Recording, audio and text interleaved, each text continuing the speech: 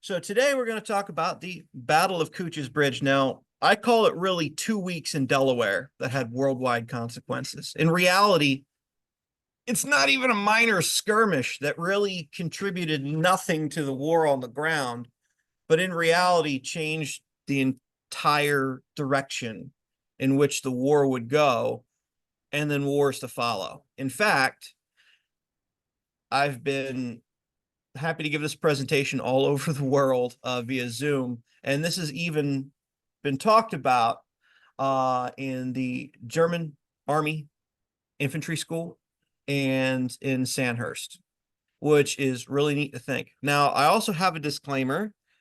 I'm going to destroy a lot of myths that we were told about the Battle of Cooch's Bridge. So please show mercy. First off, when this decides to switch to the next slide, because it's not. Oh, please don't tell me we froze. There we go.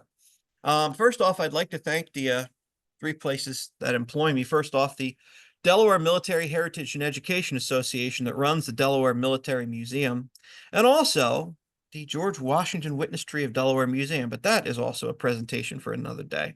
Now, we do have a copyright disclaimer like all things, but I don't think I have to worry about the crew here. I know everybody and we seem to get along. Also, and yes, this is unfortunately the 21st century and teaching in museums. I have to give a trigger warning, and this is why I said I will destroy a few myths, and I apologize in advance because I always tell the truth, which sometimes differs from individual truths, which I never quite understood, or the phrase my truth. But the truth will out, as I believe, and the truth is actually more important.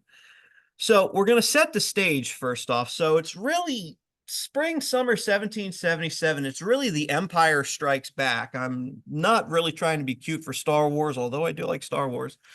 But that's really what it is. And you need to think about this from the British perspective, because after all, it's a major British campaign.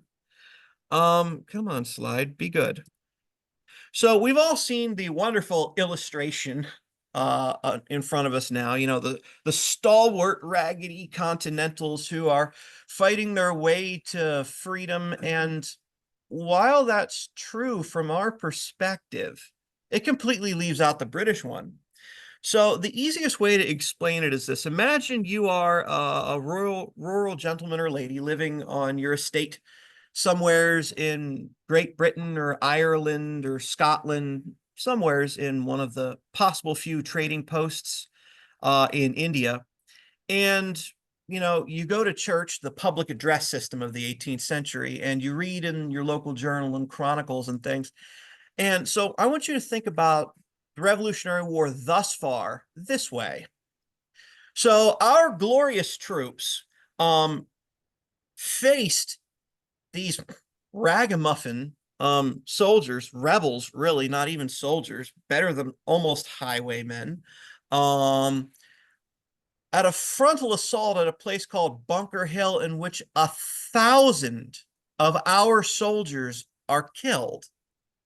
Some companies only have 3, 4, and 5 men left alive in them. And we have the best soldiers in the world. At Dorchester Heights, this rebel army forces our entire army to evacuate Boston without firing a shot. They take Fort Ticonderoga, the largest fort in North America, from us that we paid dearly for in the French and Indian War, with all its cannon and muskets and supplies.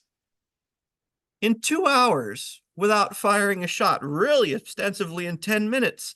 The Continental Navy is raiding up and down, unchecked, the American colonies from upper Nova Scotia to the Bahamas, and the Royal Navy seemingly can do very little. In 1776, the Continental Navy launches an expedition to the Bahamas where they take Fort Montague after firing 4 shots to steal all its stores and powder to bring back to the Continental Army. the Battle of Long Island, Battle of Brooklyn Heights, Harlem Heights, White Plains, etc., etc. While we win, these damned rebels are still in the field and they haven't capitulated yet. So if you look at it from the British perspective, the war is becoming an embarrassment very badly.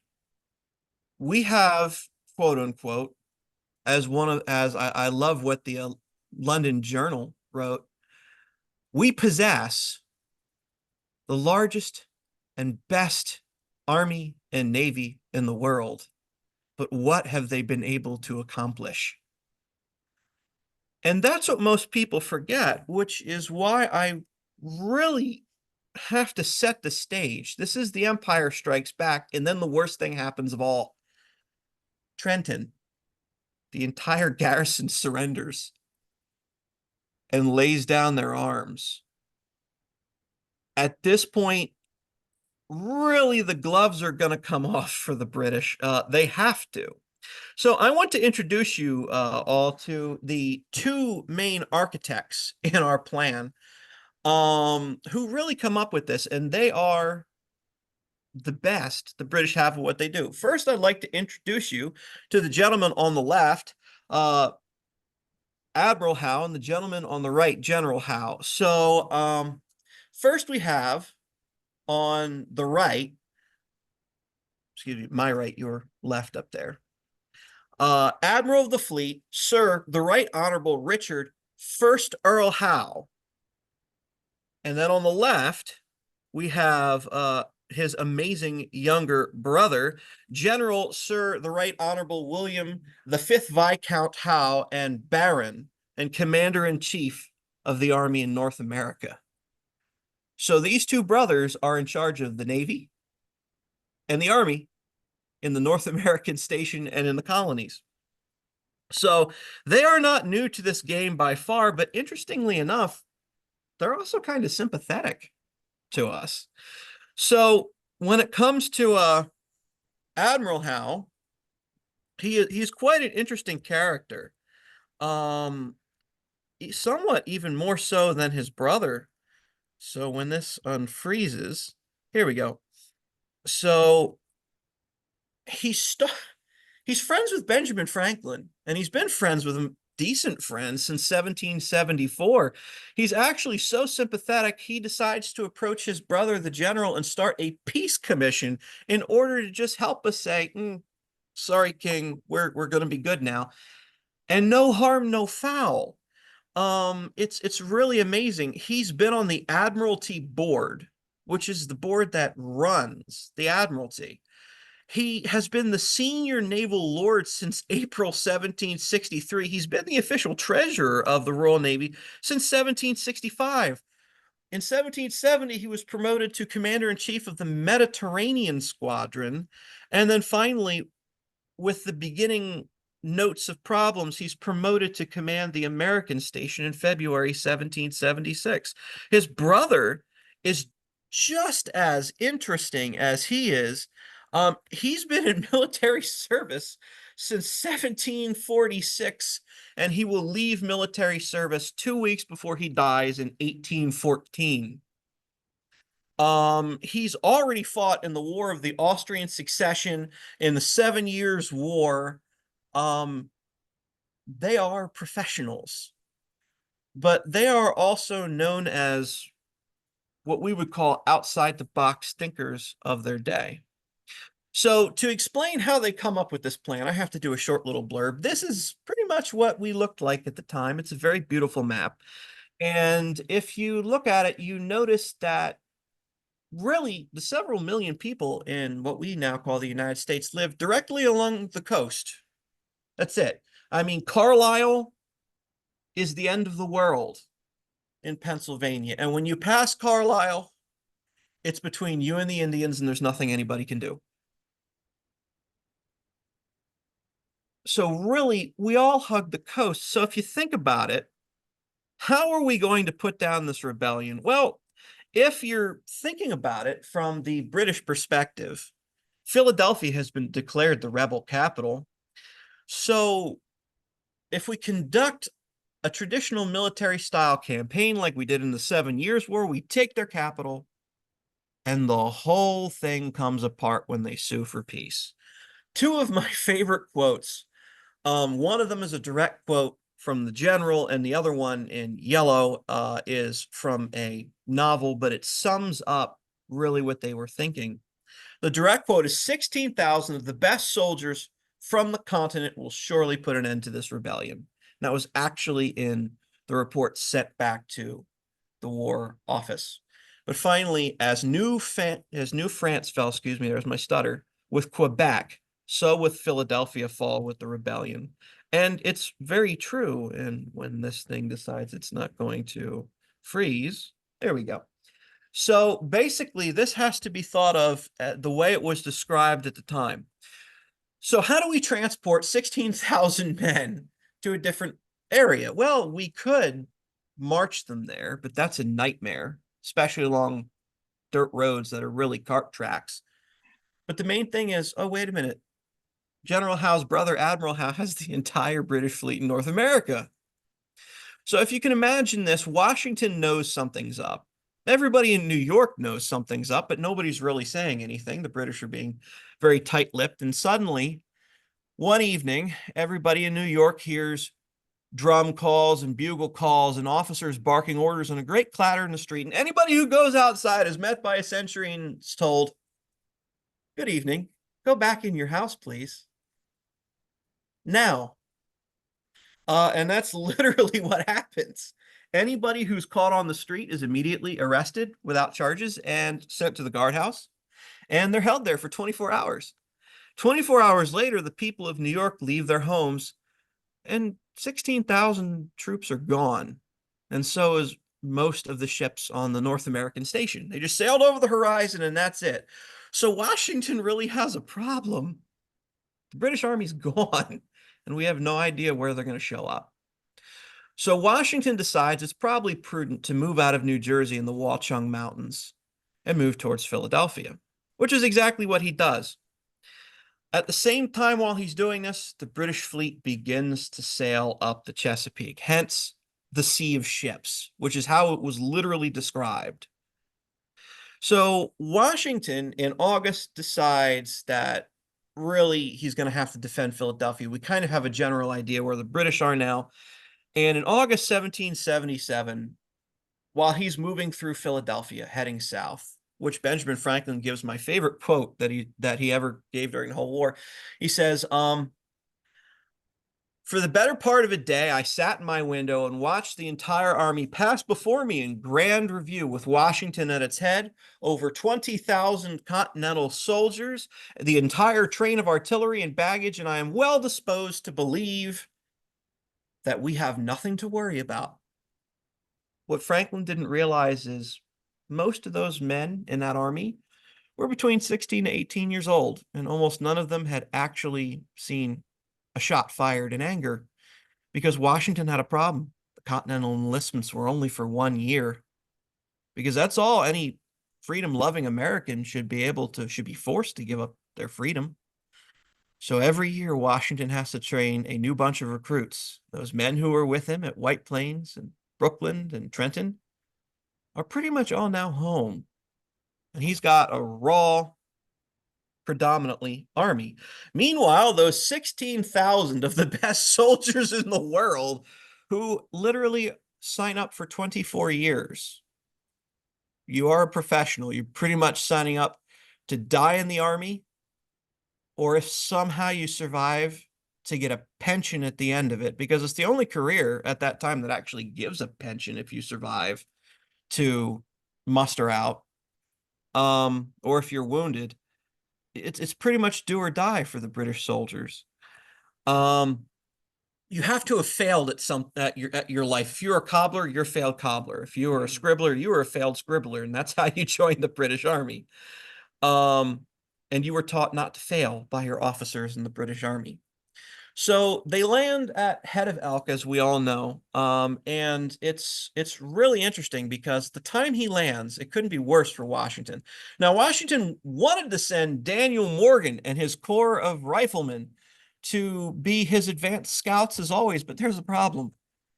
Yeah, he sent them to Saratoga to deal with the invasion coming from Canada. So he doesn't have them right now, and he can't really recall them.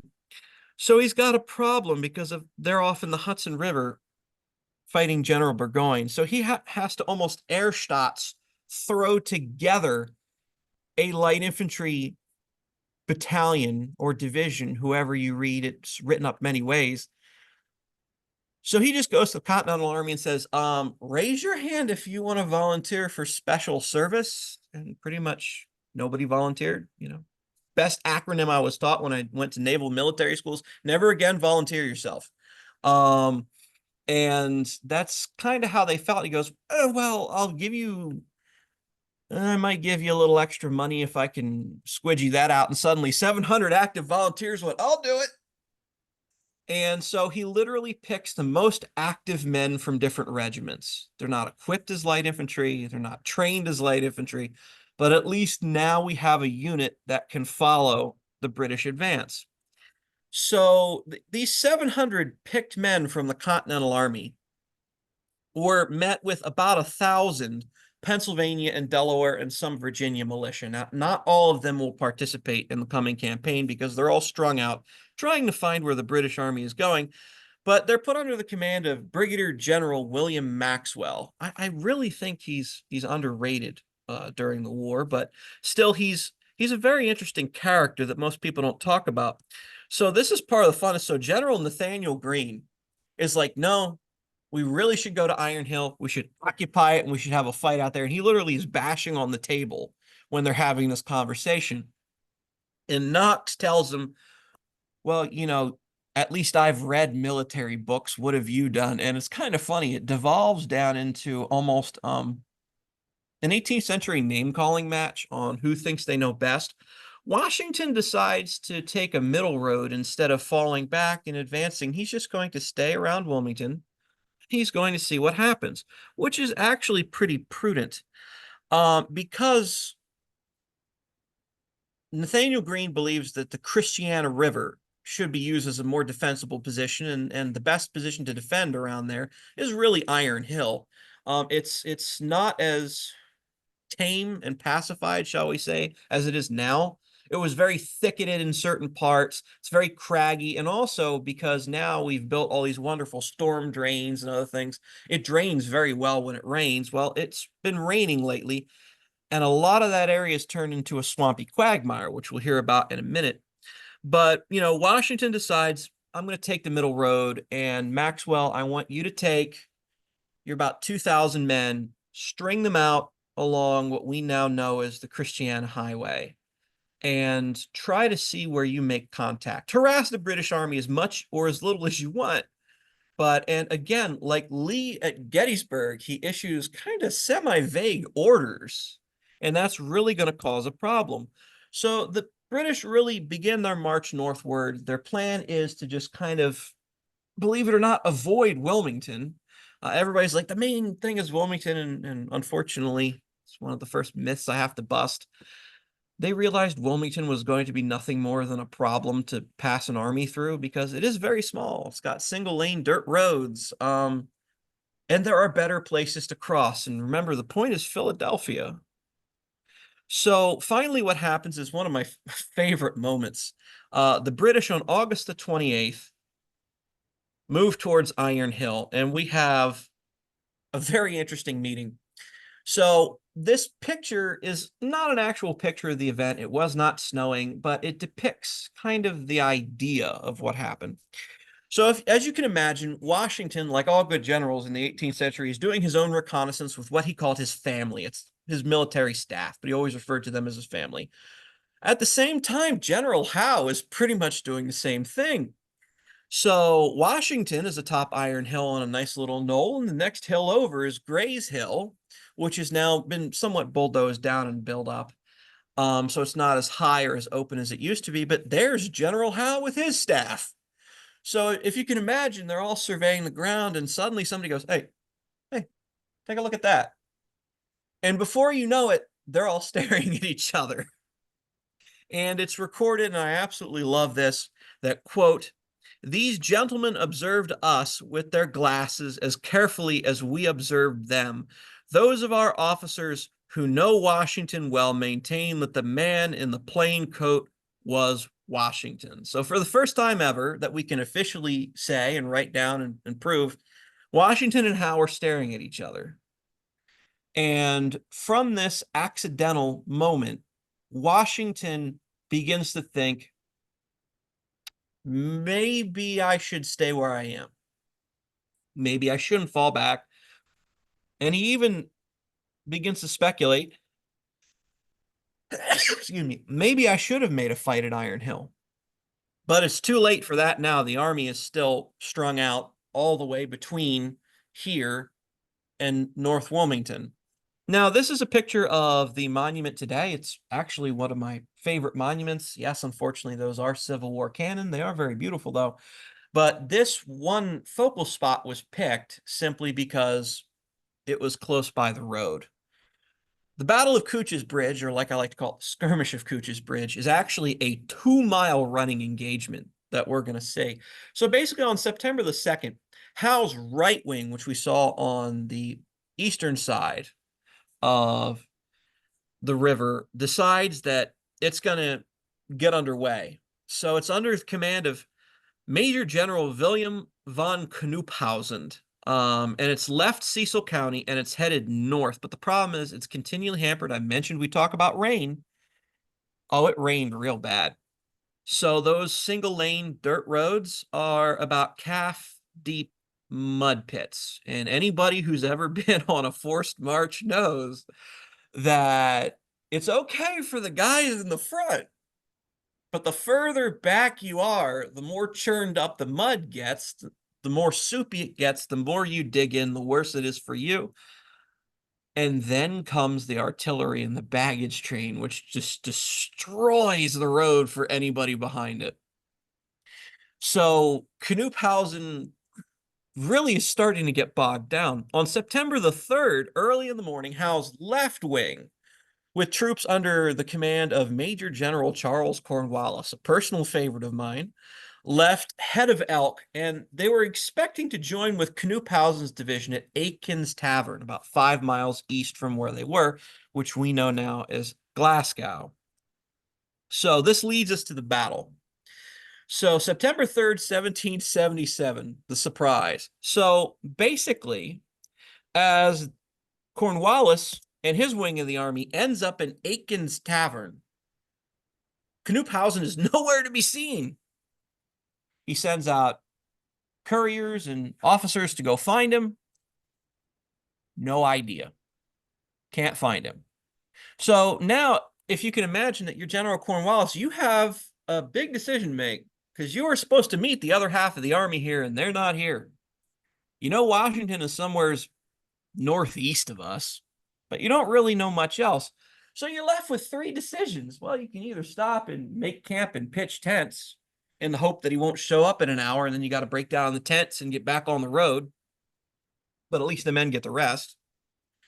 You can rest under arms, which is pretty much we stop where we are and everybody stands in a relaxed form of attention, tiring the men out, no differently, but still making no forward progress, while hoping that Knuphausen will show up.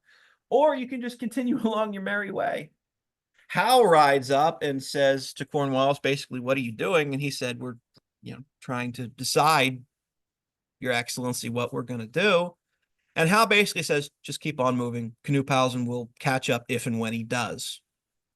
So right now, Howe's army has already shrunk by half simply because of the poor weather. So I'm going to introduce you to the last interesting person of today that I absolutely find very cool.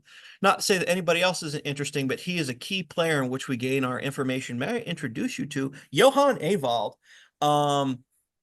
He is the son of a bookkeeper who rose to the rank of lieutenant general. He's a year younger than I am at Cooch's Bridge. He's 33 years old, and he's a captain in the Dragoons. But very interesting, I was first introduced to him when I was 10, when I was given a copy of his essay on partisan warfare. He's the first one to write an essay on partisan warfare, actually. And I don't find him interesting simply because we share the same birth date, March 20th. although he was born in 1774. I was not. He's interesting because he dies in 1813 at the age of 69, and he rises from a very interesting rank of the 18th century. The French call it aspirant, the Germans call it cadet. Basically, I want to be an officer, but I can't afford a commission, nor can my family. So I will have somewhat status, and to the old British Army toast to a short war and a bloody one, I sit around in the hopes that unfortunately the regular officers of the regiment get killed or invalided out, and suddenly there's an opening that has to be filled. They are basically considered young trainee officers, and when there's a free vacancy, they will assume it. So he first, when he's 10 years old, attends a formal siege in what we know as Germany nowadays. And his family goes with a picnic hamper. They sit down, they watch the siege, they watch the battle as the siege concludes. And he says basically, Mom and Dad, I absolutely love it. I want to be a soldier. And the direct quote is, I love it. The men died beautifully. That's exactly what he said. I mean, he is very interesting character. So from then, he will serve in the 7 Years' War, the American Revolution, the French Wars of Revolution, and even the Napoleonic Wars. He's another one of those interesting characters like Lafayette, like so many others, who will span what we know as the Brown Bess Musket era. So now that we've talked about Johann, I got to talk about 30 seconds for our friends, the Hessians. Well, who are they? Well, to join the British Army, it's really simple. You failed at life and you go to the recruiter and you beg for a place where at least you will receive clothing once a year and hopefully food every day and a pension if you survive. Or you were drunk at a tavern and I saw my opportunity and, hi, how you doing, friend? And when I shake your hand, I palm your shilling, and I accidentally tricked you into joining the British Army to keep my recruitment quota up. The Hessians are different. The Hessians are almost 100% forced into the army. In fact, I love how one of my Hessian ancestors ended up joining the Prince Ludwig Dragoons. They're at church one day. Church lets out. Everybody leaves. The church is surrounded by a company of soldiers. The officer walks to the front and says, "Good morning, my brave fellows. All the young men between the ages of 16 and 42, please present yourselves to me so we don't have to get violent. Thank you for volunteering for the prince's service." Literally, the Hessian soldiers are forced off their farms, forced out of church, forced from wherever they're nabbed, and forced into the army. Why? Because, well, the British have a long tradition, because until World War I, it wasn't the royal family Windsor, it was the family Saxe-Coburg von Gotha of England. When you are running an empire, especially when it's at its peak, you only have 170,000 soldiers under arms, and a war breaks out, you suddenly have to find new troops quickly, which is why for the Boer War, we have the Postal Brigade. Literally, everybody was in the post office in South Africa. Congratulations, here's a gun, here's a khaki uniform. Yeah, you're in the army now. Well, they can't really do that so much in the 18th century because we don't have large organizations like that, but we can purchase soldiers from another government. And that's what they are. They are hired mercenaries. But even though they had no idea what they were doing on the 3 to 6 month voyage and trip from where they are to the North American station, oh, they are mercilessly trained every day and turn into the best soldiers in the world, minus the fact that they're taught to only follow their officers' orders. You think the British are bad? Failing to salute your superior officer is a violation of King George's regulations and is punishable by up to 250 lashes. Most people die at about 100, 150. In the Prussian service, we can whip you or we can cut off your ear or your nose. You can still fight the next day. But this will be a visible reminder to everyone else. The Prussian service is very much more brutal than even the British service. You are trained to be more afraid of your officers than you are of the enemy. So as you can imagine, crossing through northern Delaware, it pretty much looks like a piece of cake for the British Army. And that's actually kind of what it turns into until the trap is sprung. This also is not a picture that is of the actual event. This is actually the Battle of Oriskany, but it gives the same idea. So half the British Army is marching down a single lane dirt track road, leaving from Aiken's Tavern to Wilmington. All of a sudden, out of nowhere, the Hessian vanguard is surprised by musket fire from the woods directly to their front. Johann Ewald is actually in charge of the few dragoons who are up at the front. And he's absolutely amazed. He kept a day journal every day of his life and was psychotically meticulous. And I absolutely love what he wrote. And he said, quote, after the fusillade opened up, dazed by the result, I unwounded. And then interestingly, again, he writes unwounded a second time, which I think really talks to his surprise, and quickly alerted the Hessian and Ansbach Jaegers who rushed forward to meet the Americans. So the initial handful of about 20 dragoons are surprised by the American fusillade of fire. They retire back. He alerts them. He actually kind of gets in trouble after the battle because even though he's a dragoon officer, he's so angry, he flings himself out of the saddle. He takes command of a group of, Jaegers along with the other Jaegers moving up, and they begin to engage to flush the Americans out. Now, what's really interesting is Howe at this point hears firing and rides to the field, where he's actually amazed in one of the few times during the American Revolution the Hessians are acting without orders, and they begin to bring up several small field pieces. Now, this is called a grasshopper. It's called a grasshopper because it's only a 3-pounder. It's designed to be pulled by a single horse or 3 or 4 men. And without orders, the Hessian artillery comes up, unlimbers, and begins to open up. And when Howe arrives at the front, to his dismay, all of a sudden he says, I see Iron Hill, quote, crawling with soldiers, and they're not mine, end quote. Now, that's actually kind of a problem.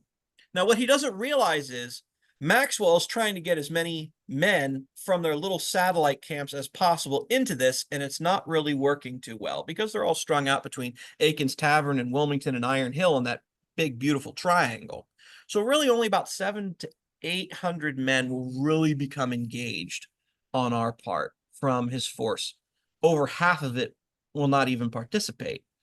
But still, to Howe, from what he can see, Jesus, I can only see this. There's got to be more. So he's really beginning to think he's going to have a set-piece battle. Now, while the Hessians are skirmishing, we get to talk about the Hessian Jaegers. So first off, this is a Brown Bess musket. It is 75 caliber. It fires a nice round ball, and when it hits you, it smashes flat and does all sorts of nasty things. So this is what the Continental regulars are equipped with. The Hessians are actually equipped with a specifically built hunting rifle. Just like many of the militiamen carry their own hunting rifle. This is, believe it or not, a 38 caliber. 34 to 42 was normal for the American militia because they were squirrel guns. And unlike the Brown Bess, it is incapable of fixing on a bayonet, which is a real problem when the enemy gets close. But more specifically, the Hessian muskets and rifles, because some of the Hessians do have muskets, but most of them have rifles, are, as you can see in that picture, our friend in the front, able to equip something called a hunting sword onto it. Now, this goes back to how we hunt in good old Prussia at this time. So at this time, the nobility liked to hunt boar. Many of the Jagers here, the hunters, that's literally what Jager means, were recruited from the baron's estate who worked for him as huntsmen. So they already knew what to do. So because we're all good sport-loving Germans in this analogy, we all go, boar hunting. And what we do is we chase after the boar, either on horseback or on foot, depends on how much work we want to do. And when we see the pig, we shoot it. But we don't shoot it to kill it. We shoot it to wound it. And then we chase after it. And this poor little stricken animal is trying to escape, but naturally through blood loss and attrition can't, and finally will lay down. And now the chase is over. The boar has accepted its fate. Do we shoot it? No. We kill it with our sword. That's what these people do in civilian life before they joined the Prussian army. So you don't really want to get too close, and you see that. Now, this is a period-made 18th century map of the battle. This was actually drawn up by Major Andre. As you can tell, 18th century maps are usually quite bad. Half the time when we're moving through an area, I, as the officer, will go knock, knock, knock on someone's door. Hi, I'm trying to get from here to here. Can I borrow one of your kids to show me the way?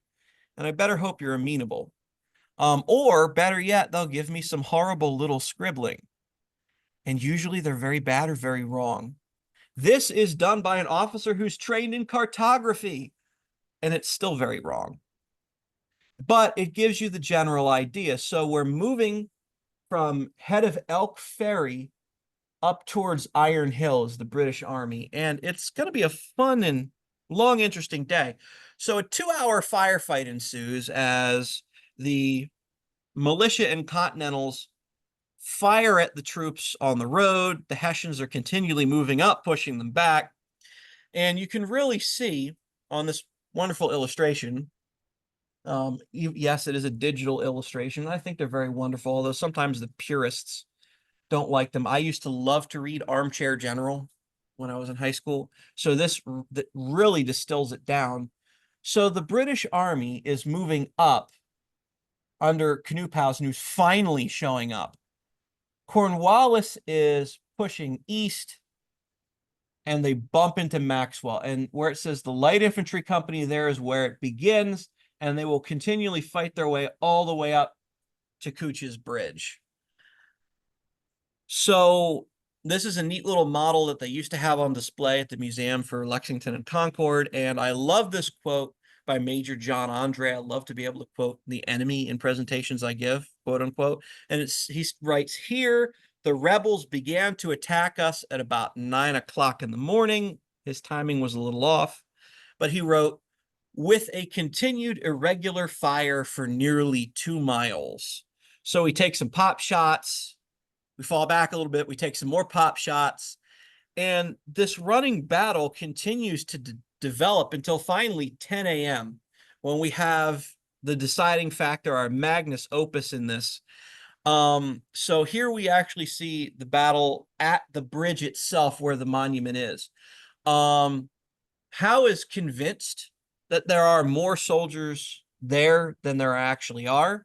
He orders the combined 1st and 2nd Light Infantry battalions. Every infantry battalion detached its light infantry and grenadier companies on campaign to form dedicated light infantry and grenadier battalions, and he will detach them to attempt to force its way around. Unfortunately, as we see at the bottom, the 1st Light Infantry Battalion, under a very interesting guy, Robert Abercrombie, becomes irrevocably mired in the swampy ground down there. That's as far as they will get. They will not become engaged. It's also a great place to find buttons if you're crazy enough to jump in there with a metal detector like I am, especially now that they've really drained that area. The swampy area in the 18th century was about waist deep at that time. Now it's about calf deep to sometimes knee deep.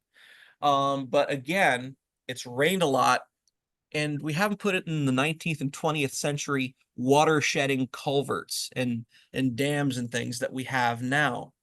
The 2nd Light Infantry is told to move to the left and demonstrate towards the hill. Well, as soon as they pop out and all the Continentals, or what few Continentals, I should say, mostly militia are on the hill, see them, they're like, oh, good God, no. Why? Because most of them do not have bayonets. And the British Light Infantry have bayonets. And nobody in their right mind who doesn't have one of these wants to go up with someone who does, especially when they're trained how to use it. So they're now left with 2 decisions. Do we retreat back to the Welsh Tract church in the back there on the other side of Iron Hill, which I'm glad they didn't do. I tried it one time just for laughs. It is horrible. I don't think they would have made it. Most of them did the sensible thing and went road, bridge, us. Yeah, book it down the road. So that's what they did. The light infantry pops out and they're like, no, they're running. Makes our job easier. So they begin to move down what we know as Old Baltimore Pike, and they will support on the left side of the Jaegers at the attack on the bridge. By this point, you know, this is the true reason why we finally give up our position. Everybody has a cartridge box. If you're in the regular army, if you're in the militia, you'll have a powder horn or something you use on there. You have a nice little wooden block that has space for your rounds in there. In 2 hours of fighting, pretty much everybody has shot themselves out of ammunition. And when I can no longer fire at the enemy, I pretty much am becoming somewhat redundant, staying on this side of the creek. So really Maxwell's men, it's a toss-up whether they receive the order to withdraw or they just decided to withdraw themselves. Militia honestly do that a lot. And we begin to retire simply because, again, once they get across the river, once they get across the bridge, because I can't shoot at them anymore, I have a nice piece of lumber to bash them with. And they have a bayonet, and that's not going to go well. So we withdraw from the field. So really, by a little bit after 10, it's all over.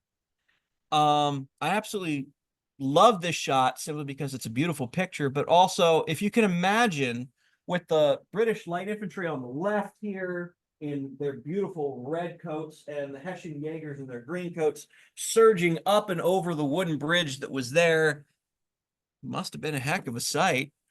The Jaegers actually had drawn their hunting swords and were screaming things that I will not repeat in polite company. Their dander was naturally up. They smelled blood and were very upset when they got to the other side of the bridge and realized that, yeah, the Continentals and the militia were gone. And at that point, Cornwallis reins in his men, says, okay, we've chased them off. We've done what we need to do. Let's regroup and let's consolidate with Knuphausen. Now,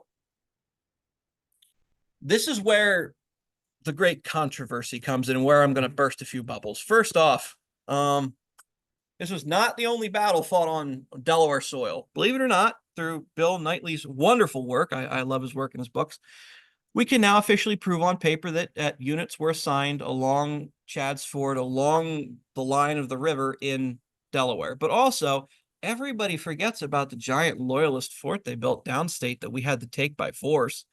But this one gets so much recognition. Why? Because between 1783 and nowadays, we have hundreds of years of people doing what we do best, embellishing. We've all, we've all had that one or two friends where we sit down and we trade the same lies with, and somehow the lies just keep getting bigger and bigger. Man, that fish had to be like 12 pounds, Yes, 12 pounds. But that's part of the funness. Why? Because we as Americans and everybody around the world, but especially for some reason, we have it inculcated in us to enjoy a good American tale. So at some point, somebody wrote, I think the first Betsy Ross flag must have been flown there. And suddenly that enters a history book. And let's face it, we all like a good story. And like William Randolph Hearst said, why let facts bother with the story? Everybody just wants a good tale. Unfortunately, history might repeat itself, but bad historians repeat each other. And that's how it builds. So first off, I'm sorry to say that the Continental Navy flew the first version of the Betsy Ross flag because it was sewn overseas to meet the new regulation pattern. We're not even sure if they had an American flag at Cooch's Bridge. Second myth, I unfortunately have to destroy, and I'm very sorry to do this because I actually like it as part of the story. General Cornwallis did not stable his horse, in the Cooch family parlor. Did not happen. Believe it or not, Cornwallis, unlike those of us who have seen the movie The Patriot, great story, abomination of a historical track, but a great movie, was actually very much a gentleman and believed in the idea of the 18th century non-combatant. You leave me alone, I leave you alone. Mazel tov. You cause me a problem, I'm gonna cause you a problem. And Cornwallis, even in his own personal writings to orders to the troops, is always urging them to take the utmost care and respect towards civilians and their property, towards, as he put, the individual non-belligerent. And then finally, is it a battle or is it a skirmish? Here's the last myth that we have to talk about. Well, everybody likes the word battle. Everybody likes the word massacre. You know, everybody likes a big, catchy title. But if you look at it statistically with the men involved in the casualties, it's really more of a running skirmish. And that's actually the way that the British Army teaches it at Sandhurst. It's really a skirmish. So the strength of us versus them, as I like to call it, play on United States, us versus them. There were at most 1,000 Continental soldiers and militia. There were about 450 Jaegers and about 1,300 light infantry. But again, not everybody could make it to the field. Some were getting bogged down. Some sat on Iron Hill and watched for 2 hours until it was time to leave. So for how many actually were engaged in the fighting, we'll never quite be able to tell, but we can tell the casualties to an almost certain amount. So we lost 20 killed and 20 wounded, and the British lost 23 to 30 killed or wounded. That's it. But believe it or not, sometimes the smallest of actions can have the biggest of consequences. One of my favorite, phrases from Dante's Inferno. Dante, the road to hell is paved with the best of intentions. And that's somewhat, believe it or not, what happens here. And that being the best of intentions, we're going to take Philadelphia, and it's going to be easy. So Howe occupies on September 6, 1777, the Cooch house, and he will spend several days there, 3 days actually, waiting before the army is ready to move out again. Washington spends 3 nail-biting days trying to deal with stuff. And as we all know, sometimes work politics can be a lot of fun. Well, not only is Washington fighting the actual war with the crown, he's also having to fight the war in Congress. And what do I mean by that? We've all heard about the Conway Cabal and how General Gates tried to take Washington's job. Seems like every 5 minutes, somebody is trying to take over command of the Continental Army. And somebody writes an anonymous letter that goes to Congress that says Washington fought this big battle, and oh my God, it was a horrible loss, and we had to run from the field, and Washington is forced to write a letter to Congress when he wasn't going to write one anyway, to justify what happened. And he says, this morning, the enemy came out with considerable force and 3 pieces of artillery against our light advanced corps, and after some pretty smart skirmishing, obliged them to retreat, being far inferior in number and without cannon. And thank the dear sweet Lord that Congress left it alone, because that's just another thing that they're trying to use to oust Washington. So the aftermath and the Council of War. This really, Cooch's Bridge sets the stage for this, which sets the stage for the war and wars to come. So September 6, 1777, at the end of these 3 days, Washington has a decision to make. I can't go back to Iron Hill. It's now swarming with British soldiers. And I can't stay here in Wilmington because there's no place to defend, and I have to defend Philadelphia. So he decides to issue 2 things in his general orders of the day. First is, quote, His Excellency General Washington orders the general officers are to meet at 5 o'clock this afternoon at the brick house by the White Clay Creek and fix upon proper pickets for the security of the camp. Why? He's setting up the meeting at the Hale Burns house. And finally, he gives a very interesting order. He gives, quote, "The enemy have disencumbered themselves of all their baggage, that their movements may be far quick and easy. It behooves us to be alike ready for marching at a moment's warning, and for the same reason is absolutely necessary. And the commander-in-chief positively orders that both officers and men remain constantly at their quarters. Tattoo is no longer to be beaten in camp." Now, why is that important? Washington, throughout the war, has a penchant for getting the army out of a very bad circumstance. He's escaped New York, he's escaped New Jersey, and he's now going to escape Wilmington in the same way by simply leaving in the middle of the night and not telling anyone. And by not beating evening tattoo, letting the army know it's time to go to sleep, it lulls the British into a false sense that, oh, they just don't do that. And suddenly, when it's not there, they don't realize the jig is up. The British never really quite caught on that he was doing that. So at the Hale Burns house, he has his very interesting meeting. And like I like to say, this really sums up the Delaware situation in the American Revolution. We've all heard a third were for, a third were against, and the third, didn't support either way. Well, in reality, Benjamin Franklin kind of got that quote wrong. It should be a third were for the revolution, a third were against, and two-thirds couldn't care less, because the vast majority of people in the colonies were just like, dude, this is messing with my trade. I keep getting my stuff from the farm stolen, and I can't make money because my ships constantly get stopped by everybody. Both sides want to take my stuff. So, unfortunately for the Burnses, you get a knock, knock, knock on the front door very early in the morning, and he's actually one of the Quakers who does not want to become involved, which is amazing because Quakers made a lot of money during the war by selling to both sides. But he is a good Quaker, quote unquote, not a fallen one. He does not want to engage in any way, and he's very quickly taught 4 things by the officer at the door. First, the Continental Army is 2 miles to your rear, and the British Army is 2 miles to your front. You're directly in the middle. Second, General Washington thanks you for volunteering the use of your home. Any questions? Please see my orderly sergeant with his musket. So you're literally voluntold that we're going to take over your house for the day to plan the war, which is abhorrent to a strict Quaker. You're told the third thing, yeah, so you're a miller, right? Wonderful. Thank you for giving us all the grain in your storehouses. We're going to give you a piece of paper. We promise to pay you after the war if we win.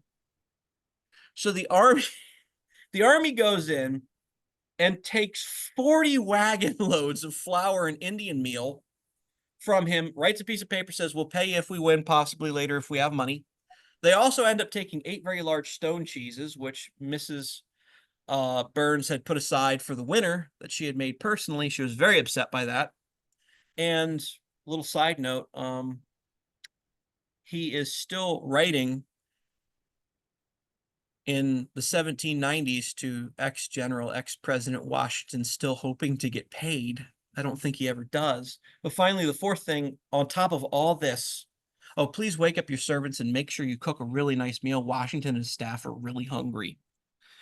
So why do we care about that? In our final slide, how does this 2 weeks, really the Battle of Cooch's Bridge and about Cooch's Bridge, affect the entire war?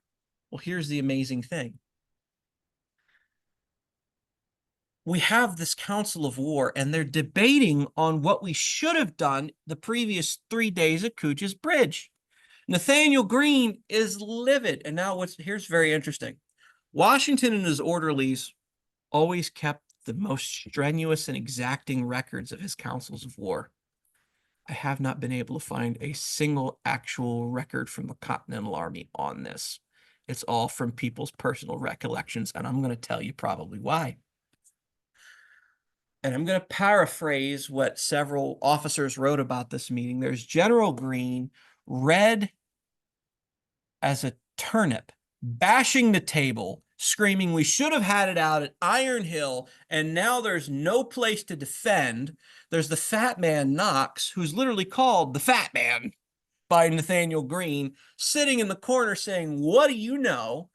I've read all the books on this stuff. They're literally having the most epic row while Washington watches. where they're all turning on each other, trying to figure out what to do next, and insulting the living daylights out of each other. But throughout this meeting, when it finally calms down, they realize that number one, the Continental Army can't stay where it is. Number two, we're going to have to abandon Wilmington. It's of no strategic value. We can't hold it anyway. And finally, the Continental Army cannot face the British Army in the open field without some sort of barrier between, quote unquote, us and them. And in this moment, some nondescript officers quietly speak up and say, General, I know this really quiet, out of the way place. It's not really on any maps. It's called Chad's Ford. We can get there relatively quickly, and it'll put a river between us and the British. Sound good? And that innocuous moment in history, almost a side comment accidentally by some of the junior officers, sets the stage for the largest battle of the American Revolution, which will ultimately help get the French and the Spanish onto our side, especially being followed up with Saratoga later. So, last thing I like to end with, and this is also good because our friends from the W3R having this wonderful presentation at several places for this. Marie-Joseph Paul Yves Roche Gilbert de Montier, the Marquis de Lafayette, celebrated his birthday that day on the Council of War at the Hale Burns house. And like I like to explain to everybody, the old man, quote unquote, that we're used to seeing, the old doddering, sketch of General Washington, Lafayette turned 20 and the old man was 45 years old in command of the army at the time. And he was usually considerably older than the other commanding generals. So that's why really Cooch's Bridge is not just interesting to the state of Delaware, because, hey, we love it. It's our battle and we own it. But it was monumental to the world. This skirmish engagement still is occasionally taught by instructors at military schools across the world because of its far-ranging implications. So I hope I haven't bored everybody to death. I want to thank everybody so much for listening. And I really got to end up with a final thanks, not to the places that employ me, but of course to the places that help make this possible. The MOWW really does, especially with Carl letting me borrow the projector from time to time. And also, the spirit of the thing. I absolutely love our preamble, our dedication that we give at the beginning of every meeting. I'd also like to thank the German Army Archive. They gave me scanned copies of all of Johann Ewald's stuff, and they sent me a scanned copy of a dictionary lexicon so I could translate it myself, because there's nothing quite like reading it in the original language. And I'd also, believe it or not, really like to thank the other people who supplied a lot of paperwork for this. The United Empire Loyalist Association of Canada, please show mercy. Yes, they are the loyalists. Ladies and gentlemen, that is my presentation. If you have some questions, that's great. If you don't,